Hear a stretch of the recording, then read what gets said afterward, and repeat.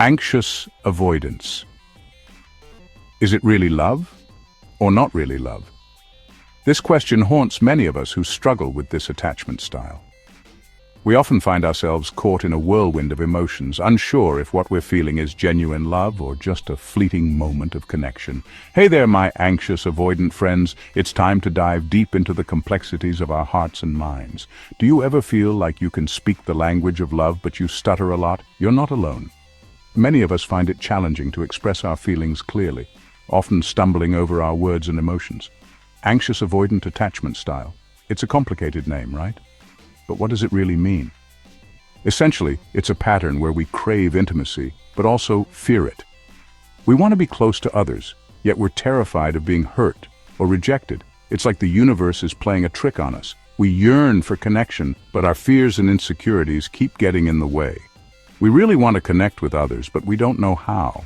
It's a constant push and pull, leaving us feeling confused and frustrated. We're like those fancy coffee makers. We can make amazing coffee, love and warmth. But we break down easily and can get angry if something goes wrong. Our emotions can be just as unpredictable and volatile. We want to be close to people, but as soon as things get serious, we run away faster than you can say, "I'm out of here." Why? Because the thought of being vulnerable and open scares us to our core. Because deep down, we're scared of getting too close and losing ourselves in the relationship. We fear that if we let someone in, we might lose our sense of self or get hurt. It's a constant battle between our heads and our hearts, and it makes both us and our partners feel like we're on a crazy emotional roller coaster. The highs and lows can be exhausting for everyone involved. But don't worry, my friends, there's hope. Understanding our attachment style is the first step towards healing and building healthier relationships. We can learn how to have secure, loving relationships. With time, effort, and the right support, we can overcome our fears and embrace the love we deserve. So let's embark on this journey together and discover the true meaning of love. It's a real struggle. Wanting to be close but scared of being smothered. Being anxious avoidant is tiring, right? It's like wanting a hug but backing away when someone gets close. We're confusing people. We want to connect, but we build walls around ourselves. We dream of a perfect romance, but as soon as things get serious, we panic. Commitment, sharing our feelings. It feels like we can't breathe, like we're losing our freedom.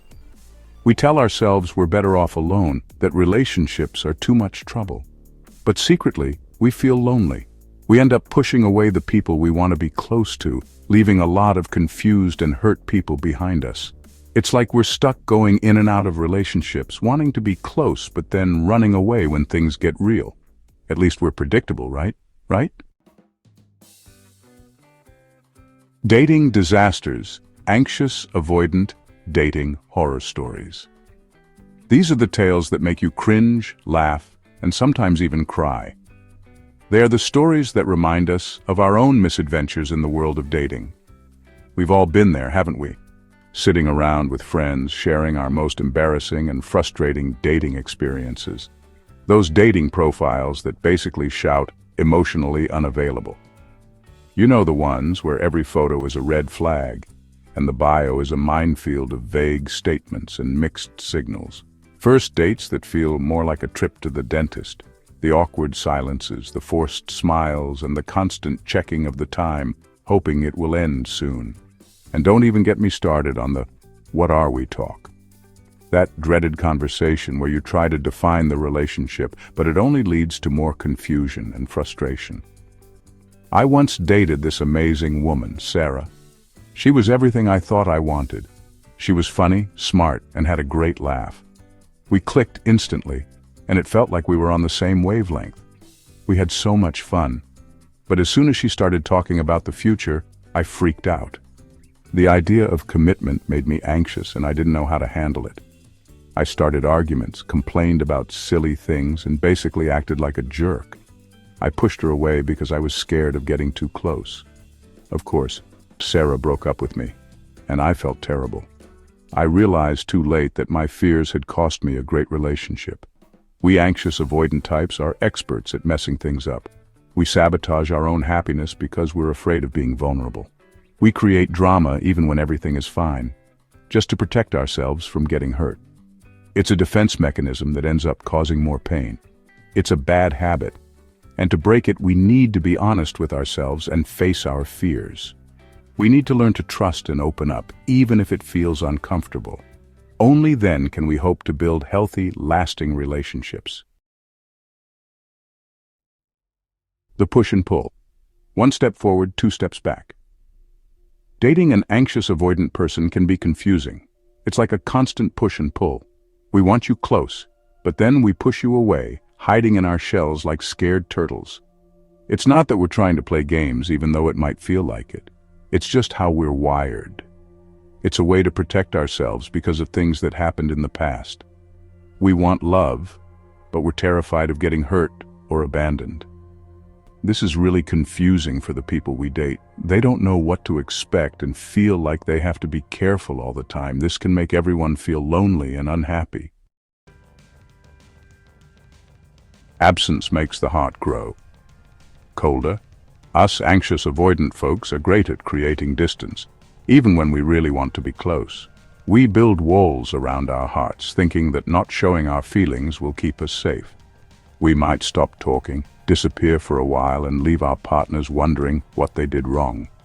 We might start arguments or pretend we don't care. This distance might feel safe for us, but it makes our partners feel insecure and resentful.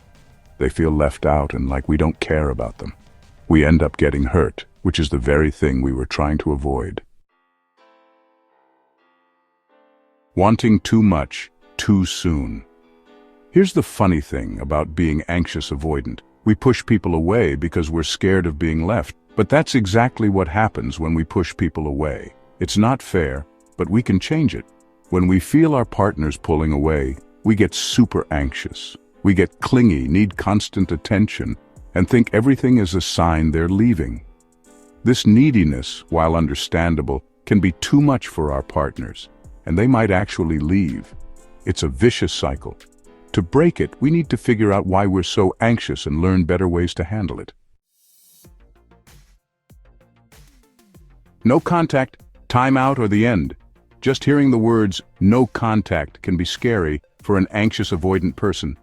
It sounds so permanent and terrifying. But wait a minute, before you panic, let's talk about this. No contact isn't about punishment or trying to manipulate someone, even though some people do use it that way. It's about taking a break from the relationship to figure things out.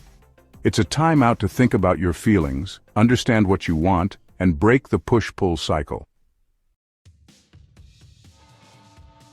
Me, myself, and I, looking inward. One of the best things about no contact is that it gives you time to think about yourself. It's a period where you can step back from the noise and chaos of daily interactions and truly focus on your inner world. This time alone can be incredibly valuable for personal growth and self-discovery. It's a chance to look inside, to understand your patterns, insecurities, and fears that make you avoid getting close to people. By taking this time, you can start to see the root causes of your behaviors and emotions. You might uncover past experiences that have shaped your current mindset and begin to heal from them. Without the distractions of the relationship, you can finally hear your own thoughts, understand what makes you upset, and start to change the negative things you believe about yourself and love. This clarity can lead to profound insights and a deeper understanding of who you are and what you need. This is where the real work begins. It's about taking those insights and turning them into actionable steps. Whether it's through journaling, meditation, or other reflective practices, this is the time to start making positive changes in your life. It's not always easy to face your problems, but it's important if you want to grow. Growth often comes from discomfort, and by confronting your issues head-on, you can emerge stronger and more resilient. It's a journey that requires courage and persistence. We need to understand why we react the way we do, why we push love away, and what we really need to feel safe and loved. This understanding can transform our relationships and help us build healthier connections with others. Remember, this isn't about criticizing yourself. It's about recognizing your humanity and being gentle with yourself as you navigate this process. Self-reflection is a tool for growth, not self-judgment. It's about being kind to yourself, understanding your struggles, and being proud of yourself for wanting to change. Celebrate the small victories and acknowledge the effort you're putting into becoming a better version of yourself. This journey of self-reflection is a testament to your strength and commitment to personal growth. From heartbreak to healing, moving on. Let's be honest, no contact is hard. It's like quitting coffee, you'll feel the effects. You might really want to contact the person, to apologize, to explain, to beg them to come back. Don't do it. Your heart needs time to heal. This time apart isn't about punishing your partner or playing games. It's about giving yourself space to understand your feelings, to see your part in what went wrong in the relationship, and to become stronger and wiser. Think of it as a break from all the emotional ups and downs. Use this time to reconnect with yourself, to find things you enjoy, and to feel good about yourself again.